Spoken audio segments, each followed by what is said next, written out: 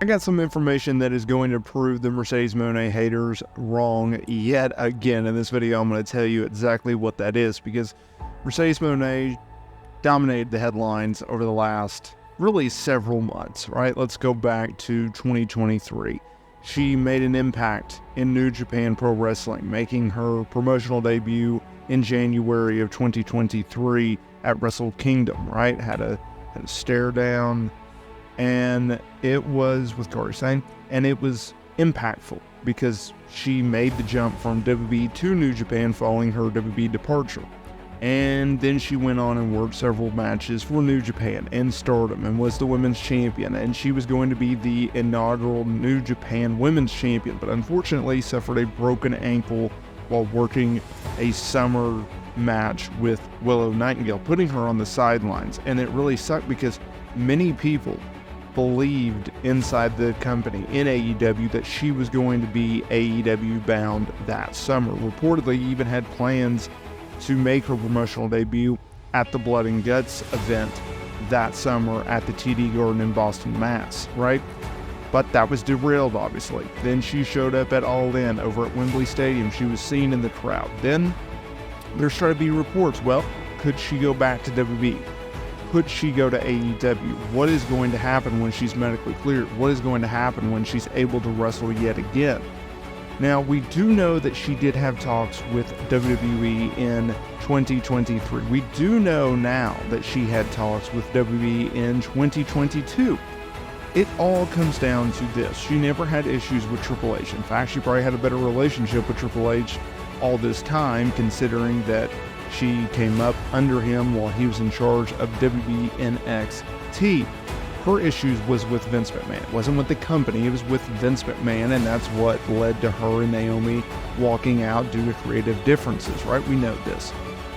So when she makes the jump to when she makes the jump to AEW, there's been a lot of talk about her big money deal, right? I had been talking about for months about how I had heard the rumor that she was wanting to be paid on the same level of a Charlotte Flair, which was about $7 million per year.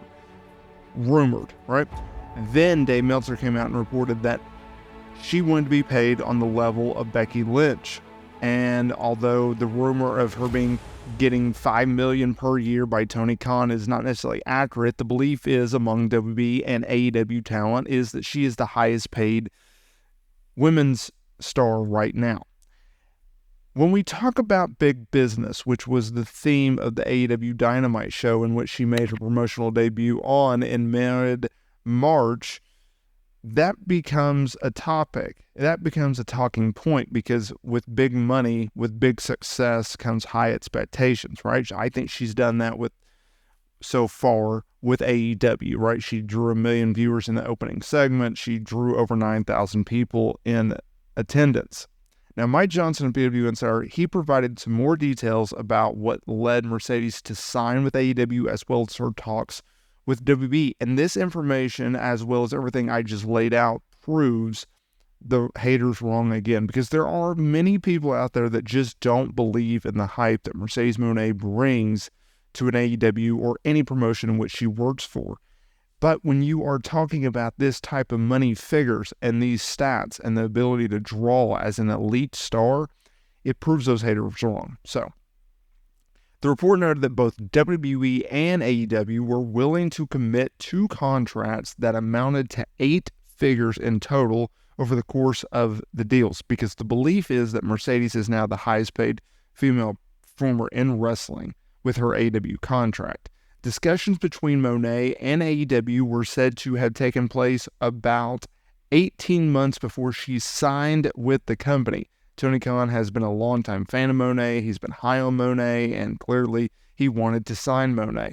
Now, it's believed that while the talks with WWE happened later, executives there were absolutely wanted her back in the family, quote unquote. Which, let's take a minute for that.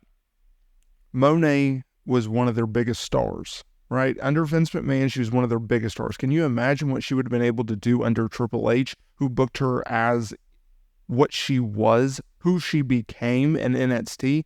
She would have been phenomenal, right? She's a former Raw Women's Champion, SmackDown Women's Champion, a Women's Tag Team Champion.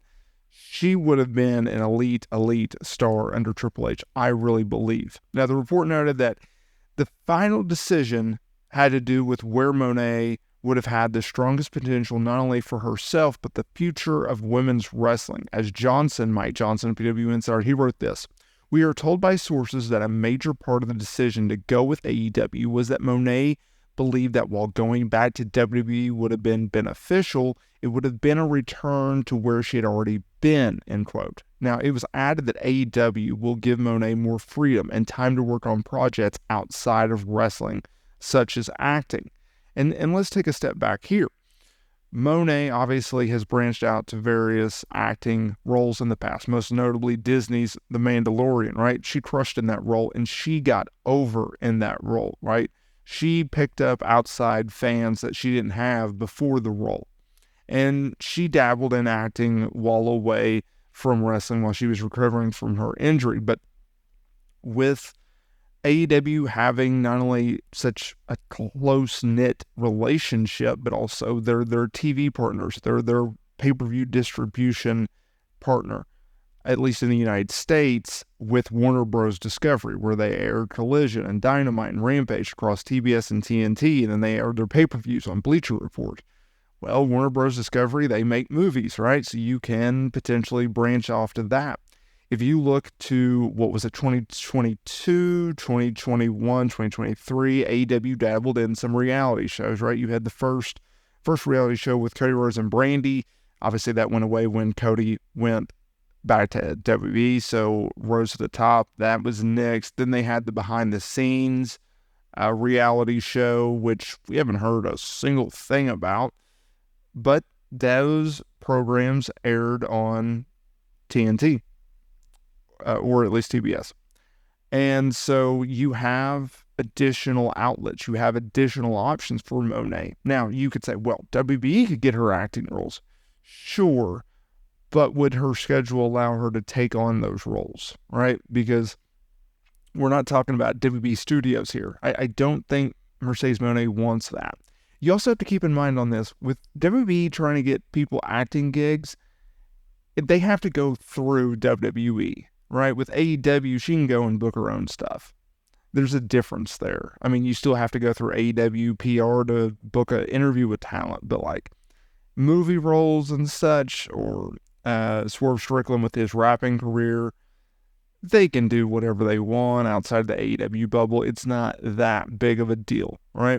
So I think this is going to be a major signing for AEW. I praise Tony Khan for breaking out the checkbook and giving her a blank check and giving her whatever she needed to make the signing, because AEW knew that 2024 was going to be a big year, right? They did that by boosting up the women's division. They did that by signing Okada. They did that by signing Will Ospreay, and now Mercedes Mone.